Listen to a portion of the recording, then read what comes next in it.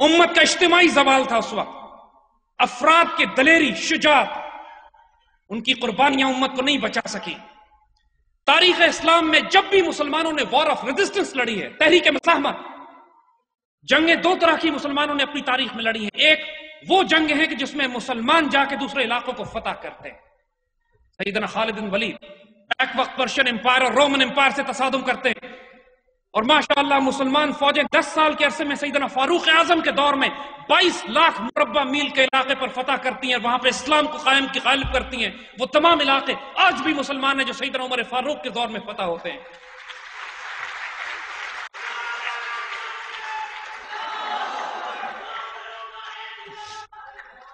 مسلمان جب اندلوسیہ میں داخل ہوتے ہیں، یہ وہ جنگیں ہیں جب مسلمان عقیدہ، بلیف، ہمارے وہ پرستار لوگ جنہوں نے دشت دریا بھی نہ چھوڑے، بحر ظلمات میں دوڑا دیے گھوڑے جنہوں نے، جب وہ مسلمان فتوحات کا سلسلہ جاری ہوتا ہے، اس وقت مسلمان اپنے بلیف، اپنے عقیدے، اپنی آئیڈیالوجی، اپنی قرآن، اپنے سنت کو لے کر پھیلتے ہیں پورے جہان میں، اور پوری دنیا میں عدل اور انصاف کا وہ نظام قائم کرتے ہیں جس کی مثال ہم نے آپ کو دکھائی اور جس کو ہم قائم کرنا چاہتے ہیں انشاءاللہ.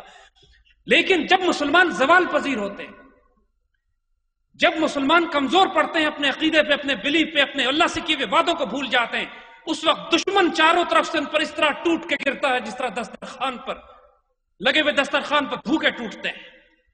حضور صلی اللہ علیہ وآلہ وسلم کی وہ حدیث یاد فرمائیے گا جب حضور صلی اللہ علیہ وآلہ وسلم نے فرمایا آج کے دور کے بارے میں کہ ایک وقت آئے گا، اس کا مفہوم ہے کہ آج ایک وقت آئے گا جب پوری دنیا کی قومیں تم پر اس طرح حملے کریں گی، اس طرح تم کو لوٹ کھسوٹ کے کھائیں گی جس طرح دسترخوان پر بھوکے گرتے ہیں. صحابہ نے پوچھا یا رسول اللہ صلی اللہ علیہ وآلہ وسلم کیا ہم لوگ تعداد میں بہت تھوڑے ہوں گے اس وقت؟ فرمایا نہیں، تم لوگ تعداد میں اتنی کثرت سے ہوگے جیسے سمندر پر جھاگ ہوتی ہے. صحابہ حیران ہو کے پوچھتے ہیں کہ یا رسول اللہ پھر کیا وجہ ہوگی کہ دشمن ہم پر اس طرح ٹوٹ کے گرے گا؟ آپ نے فرمایا جس کا مفہوم ہے حب الدنیا وکراہیت الموت، تم دنیا کی محبت طاری ہو جائے گی اور موت کا خوف تم کو لگ جائے گا. تم موت سے، شہادت کی موت سے خوف کھاؤ گے اور دنیا میں اتنا ڈوب جاؤ گے کہ تم قربانی اپنے دین کی خاطر دینے پر آمادہ نہیں ہوگے.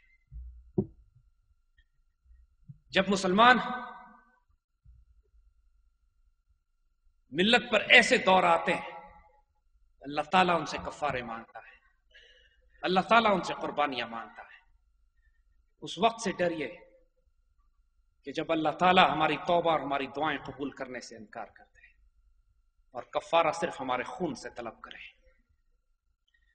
ہماری تاریخ میں جب بھی وار آف ریزسٹنس لڑی گئی ہے یہ وہی موقع تھے. کوئی وار آف ریزسٹنس مسلمان نہیں جیتے ہیں، اس لیے کہ وار آف ریزسٹنس لڑنے کی نوبت ہی اس وقت آتی ہے جب اجتماعی غلطیاں اتنی ہو چکی ہوتی ہیں کہ چند افراد کی مزاحمت وہ عزت سے جیتے ہیں، شہادت کی موت مرتے ہیں، اپنا حق ادا کر کے اپنے رب کے پاس پہنچ کے سرخرو ہو جاتے ہیں، لیکن باقی پوری قوم غلام بنا لی جاتی ہے. چاہے ٹیپو سلطان ہو، سراج الدولہ، سید احمد شہید کی تحریک ہو، جنرل بخت خان ہو، امام شامل ہو، عمر مختار ہو، آپ کسی تحریک کو اٹھا لیجئے جو امت مسلمہ میں پچھلے 250 سال سے جاری ہے، کسی ایک تحریک مزاحمت میں مسلمان کامیاب ظاہری طور پر دنیا کی نظر میں کامیاب نہیں ہوئے، لیکن جو لڑے اور جو شہید ہوئے اعلیٰ ترین شہداء، اعلیٰ ترین کامیاب، جو بدر کے شہداء ہیں ہماری امت اور ملت کے اعلیٰ ترین شہداء ہیں، حالانکہ انہوں نے فتح مکہ نہیں دیکھا، وہ مکہ کی فتح کو نہیں دیکھ سکے. اقبال نے جس کو بہت خوبصورت ڈیفائن کیا ہے کہ برطرز اندیشہ سود و ضیاء ہے زندگی، ہے کبھی جاں اور کبھی تسلیم جاں ہے زندگی. زندگی کی حقیقت پروفٹ اینڈ لاس کی کیلکولیشن میں نہیں ہے. زندگی اس کو نہیں کہتے کہ تم نے اپنا مقصد حاصل کیا یا حاصل نہیں کر سکے، یا دنیا میں تمہیں حکومت ملی یا حکومت نہیں ملی. زندگی کی حقیقت یہ ہے کہ کبھی تمہیں زندہ رہنا پڑتا ہے، کہیں تمہیں اپنی جان قربان کرنی پڑتی ہے. تمہارا نظریہ، تمہارا مسلک، تمہارا عقیدہ، تمہارا بلیف، تمہارا فیت، تمہارا ایمان، تمہارا عشق، یہ اہم ہے. تم اگر ایک بندہ مومن کی صفات، آزاد مرد کی صفات ہی اقبال یہ بتاتے ہیں کہ تیرے آزاد بندوں کی نہ یہ دنیا نہ وہ دنیا، یہاں مرنے کی پابندی وہاں جینے کی پابندی.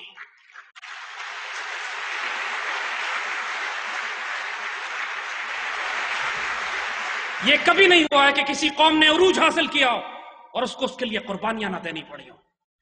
یہ کبھی نہیں ہوا ہے کہ کسی قوم نے عروج حاصل کیا ہو، دنیا میں اللہ تعالیٰ کی تقدیر ساز کار ساز ہو، اللہ اس سے کام لے اور اس کو زلزلے کی طرح ہلا کے رکھ نہ دیا گیا، اس کے وجود نہ ہلا دیے گئے ہوں، اس سے آزمائشیں نہ لی گئی ہوں، اس سے شہداء نہ مانگے گئے ہوں، اس کی بہنوں کو بے عزت نہ کیا گیا ہو، اس میں ڈاکٹر عافیہ پیدا نہ کی گئی ہو، اس کے اندر گوانٹانامو بے کے غازی اور شہید نہ پیدا کیے گئے ہوں، اس میں لاکھوں مسلمانوں کا خون نہ طلب کیا ہو۔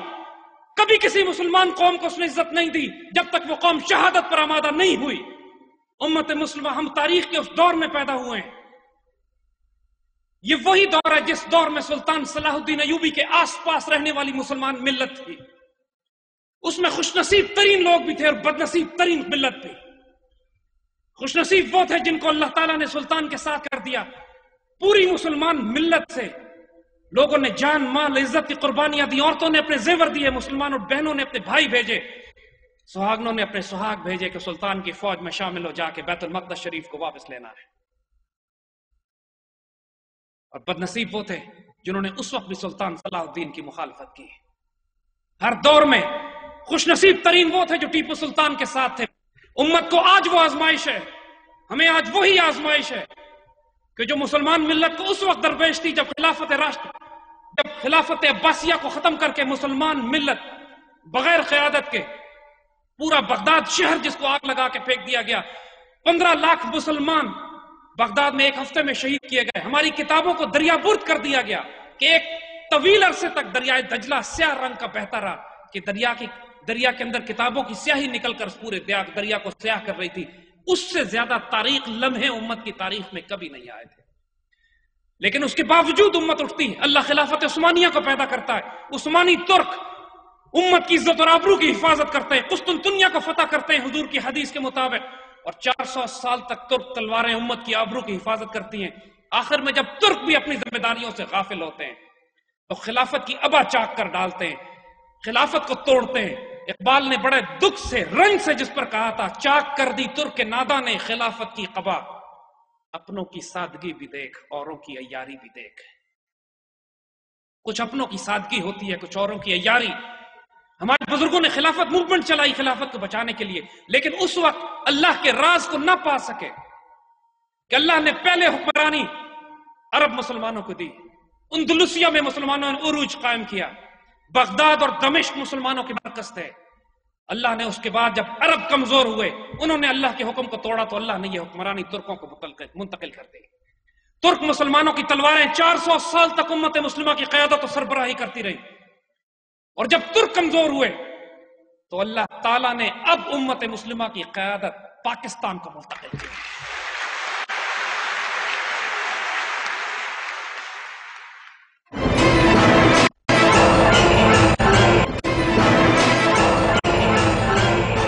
اللہ تعالیٰ نے جس طرح بارش بھیجنے سے پہلے اللہ ٹھنڈی ہوائیں اور بادل بھیج کے خوشخبریاں ہمیں سناتا ہے اس آنے والی رحمت کی جو پیچھے آ رہی ہوتی ہے، اللہ تعالیٰ نے اس آنے والی خوشخبریوں کی بشارت بنا کر علامہ اقبال کو بھیجا ہمارے درمیان۔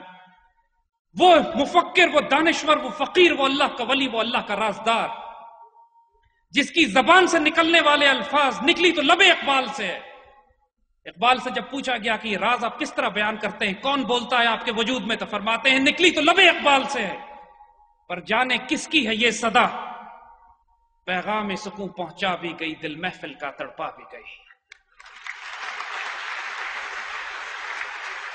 یہ پاکستان جس کی روحانی ڈائمنشن اتنی حیرت انگیز ہے، اس کی روحانی ڈائمنشن اتنی حیرت انگیز ہے کہ اس پاکستان کو بنانے والا ہر فرد براہ راست سایہ خدائے ذوالجلال اور حضور صلی اللہ علیہ وسلم کے براہ راست فیض لے رہا تھا اس پاکستان کو بنانے کے لیے، جو اس حیرت انگیز روحانی ڈائمنشن کو بتاتے ہیں۔ یہ کوئی عجب اتفاق تو نہیں ہے کہ یہ پاکستان رمضان المبارک کی 27 رات کو جمعۃ الوداع کے دن وجود میں لایا جاتا ہے۔